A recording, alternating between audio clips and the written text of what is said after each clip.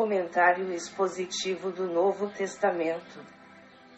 Romanos capítulo 8, versículo 4.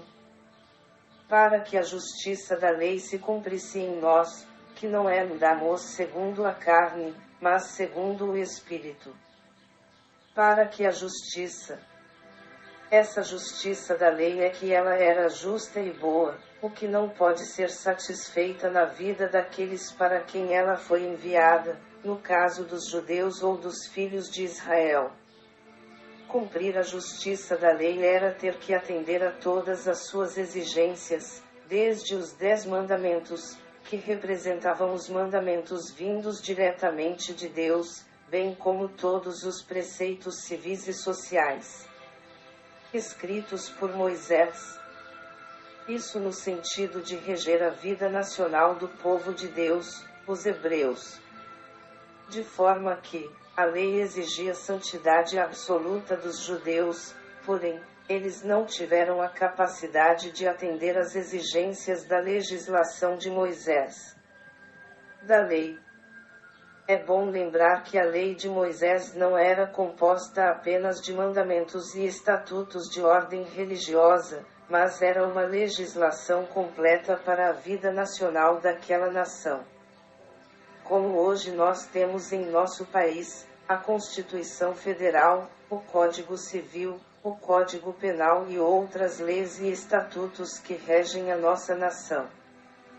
Com isso é correto se afirmar que os filhos dos homens serão julgados também pelas leis civis que regem todas as nações do mundo atual.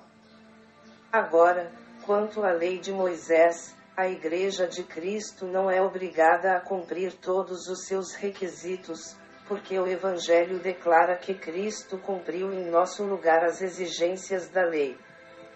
Se cumprisse em nós, não que tenhamos que atender às exigências da lei de Moisés, Paulo foi um dos escritores do Novo Testamento que mais teve revelação quanto ao lugar da antiga dispensação. E o que Deus determinou sobre a nova dispensação da graça divina, o que deve prevalecer nos dias de hoje. O que Paulo defende é que em Cristo Jesus, todos os seus remidos são justificados diante da lei. Quando Cristo realizou a redenção na cruz do Calvário, era a maldição da lei que recaía sobre ele.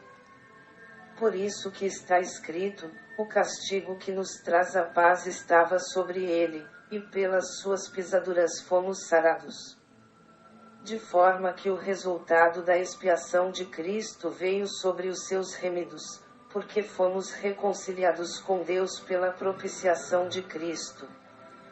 Que não andamos. Quem está em Cristo nova criatura é, as coisas velhas são passadas, eis que tudo se fez novo, conforme está registrado em 2 Coríntios capítulo 5, versículo 17. Aquela mesma lei que passou a ser operante na vida dos seres humanos desde que Adão pecou contra Deus, não mais tem governo sobre a vida dos que estão em Cristo. Isto porque Cristo anulou tal lei que tinha poder sobre a nossa carne, quando nos redimiu para si mesmo. Agora, andamos em novidade de vida, porque andamos pela direção do Espírito Santo. Os filhos de Deus, diz o Evangelho, são guiados pelo Espírito Santo. Romanos 8, versículo 14. Nesta metáfora do andar cristão, Paulo fala a respeito da renúncia que os filhos de Deus fazem dos desejos deste mundo enganador. Segundo a carne. O que se pode dizer sobre a vida de Cristo? Isso pode ser atribuído aos que vivem para Cristo e com Cristo. Cristo viveu plenamente como homem, mas teve a capacidade de vencer o pecado, e todas as suas influências negativas sobre os desejos carnais. Como nós estamos em Cristo, então, Cristo cumpriu por nós tudo aquilo que não podemos fazer por nós mesmos aqui e agora. Quando se diz que não andamos mais segundo a carne, isso quer dizer que as inclinações da carnalidade não têm domínio sobre os remidos de Cristo. Diferente daqueles que só vivem para as coisas mundanas desta existência terrena, porque o homem natural não acredita nas coisas do reino de Deus. Mas segundo, a partir do momento que um ser humano escuta o Evangelho de Cristo e crer em sua poderosa e libertadora mensagem, porque o crer vem pelo ouvir e o ouvir a palavra de Deus.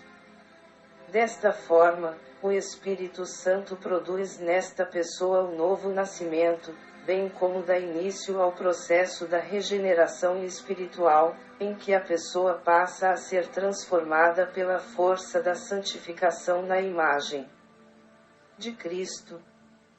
Esse processo de transformação não é obra humana, o homem apenas se arrepende dos seus pecados, mas a obra de regeneração espiritual é realizada por Deus, pelo poder transformador do Evangelho de Cristo. Esse caminho de retorno a Deus só é possível pela bondade e graça de Deus. O Espírito se converter é justamente mudar de direção e do estado do ser essencial. O novo nascimento é um dos passos iniciais da vida cristã que caracteriza o homem que passa a ser guiado pelo Espírito Santo de Deus. Quem aceita a Cristo como Senhor e Salvador passa a ser filho de Deus, e com isso, uma poderosa força divina passa a atuar em sua vida, que é justamente a influência majestosa do Espírito de Deus na vida de tal pessoa. Esse andar tem como resultado a salvação e vida eterna. Desde a descida do Espírito Santo para estar definitivamente com a Igreja de Cristo, que o trabalhar do Paráclito Divino é ajudar aos seres humanos a ter acesso ao trono da graça de Deus, isso pelo perdão divino. Comentário expositivo do Novo Testamento. Autor: Evangelista Francisco Amâncio.